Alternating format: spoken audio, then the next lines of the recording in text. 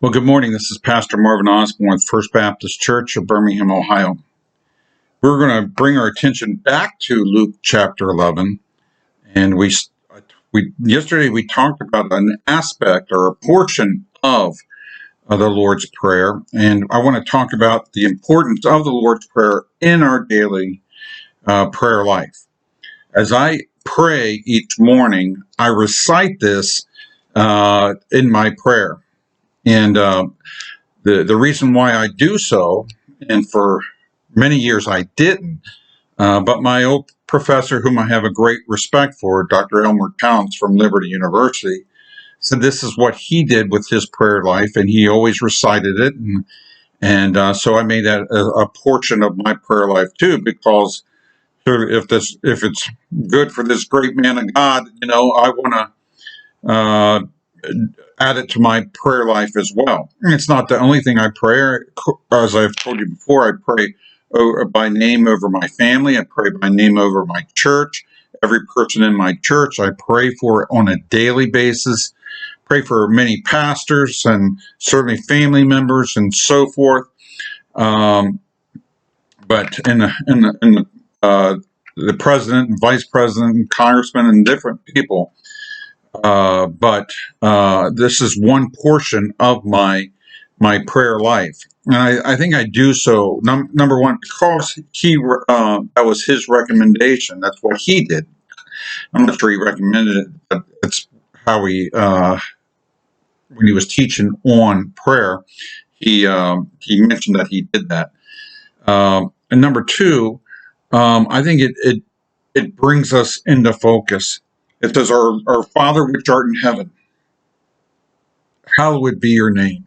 Your kingdom come, your will be done in earth as it is in heaven. Give us this day our daily bread, and forgive us our debt as we forgive our debtors.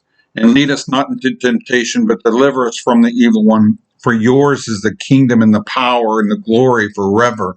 Amen. There's something poetic. There's something powerful. There's something about focusing when we add that to our prayer. It's something that we should all memorize. It's something that we should maybe recite when we get up in the morning, and we recite as maybe before we go to bed. And I don't always do that, but it's one of those things where we can add to our life, because it focuses. The focus is not on me, God. I'm praying to you. The focus is that your name today, I want to be hallowed, not my name, but yours. I want your kingdom come. God, what do you want me to do? How do you want me to serve in the kingdom? It's not about me. It's about what you want. Your will be done. God, please forgive me of my sins and help me to forgive other people. I mean, what's better than that? What's better than that?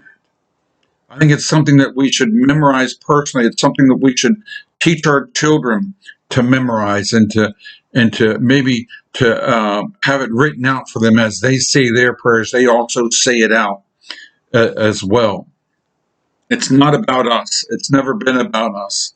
And we've made so much about Christianity. We've made so much about worship of what I want. We've made so much about church, about what we want in a church, and rather than and it's certainly our own lives, what we want in our lives. And it's never been about us. And it never was meant to be about us. It's always been about God. It's always been about God, what He wants. God, I want what you want. God, I want your will to be done. God, I want your will to be done with my children, with my marriage, and with my finances, and with my career, and all these things. I want your will to be done. Your will be done. Amen. Amen. Luke chapter 11, verses 2 through 4. Let me encourage you to memorize it.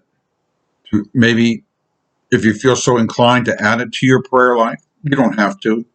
I'm not sure we're obligated to do so, but I know that I've added it to mine, and would certainly encourage you, if you're so inclined, to do the same. Amen.